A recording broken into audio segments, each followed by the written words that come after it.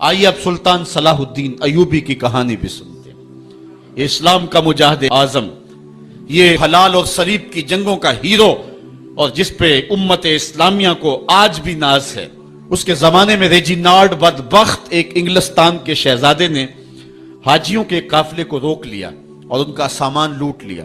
انہوں نے کہا ہم حج پہ جا رہے ہیں، تو نے ہمارا سامان لوٹ لیا، ہمیں جانے دے۔ تو اس نے دریدہ دہنی کرتے ہوئے کہا بلاؤ اپنے نبی محمد کو جو تمہاری جان چھڑائے۔ بس سلطان صلاح الدین ایوبی تک یہ بات پہنچی تو میں نے تاریخ میں پڑھا کہ وہ دانت پیستا تھا، اس کی آنکھوں میں خون اتر آیا، اس میں کھڑے کھڑے قسم کھائی کہ جب تک اس ظالم کو کیفر کردار تک نہیں پہنچاؤں گا چین کی نیند نہیں سوؤں گا۔ پھر پونے دو سال کا عرصہ آپ سلطان صلاح الدین ایوبی کی زندگی دیکھ کے جنگی مہموں کو ترتیب دیتا رہا، دن رات اس نے ایک کر دی، نیند قریب نہ آنے دی۔ جب نیند بہت زیادہ تنگ کر دی تو پھر وہ خیمے کی چوب کے ساتھ ٹیک لگا کے کھڑے ہو کر کے اپنی آنکھوں کی آگ بجھا لیتا، اور پونے دو سال کا عرصہ اس نے چارپائی پہ لیٹ کے نہیں دیکھا۔ پھر وہ لمحے آئے کہ اللہ نے اس کی مراد پوری کی۔ انگلستان کے شہزادے لائن میں کھڑے تھے، اس نے شاہ گاما کو اپنی کرسی دی اور ساتھ کہا ہم جس کو کرسی دیتے اسے امان دیتے ہیں۔ پھر اس نے اس کے جو نائٹس تھے ان کو آب خورے دیے، ان میں پانی دیا، کہا جس کو ہم پانی دیتے ہیں اس کو امان دیتے ہیں۔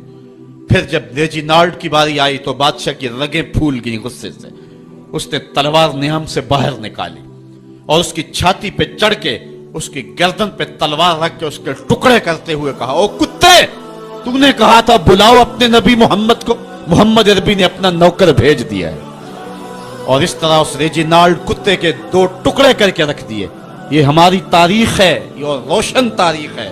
ہمارے اسلاف، ہمارے بزرگ اس دور کے شہنشاہ، اس دور کے بادشاہ اتنی جرأت اور اتنی عظیمت رکھا کرتے تھے، اور آج ہماری کمزوریاں نے دشمنوں کو دلیر کر دی ہے۔ کبھی ایسا بھی اندھیر آیا تھا کہ سرے عام یوں توہین و تنقیص ہوتی ہو پیغمبر حسن اور پیغمبر جمال کی، اور پھر 1.40 کروڑ انسان دنیا کے اوپر بستے ہوں۔ یہ بھی زمانے نے دن دیکھنے تھے تو امت مسلمہ کی موت واقع ہو جائے اگر حضور علیہ السلام کی توہین باقی رہتی ہے۔ اس لیے امت کو پوری قوت کے ساتھ کھڑا ہونا ہے اور اپنے نبی علیہ السلام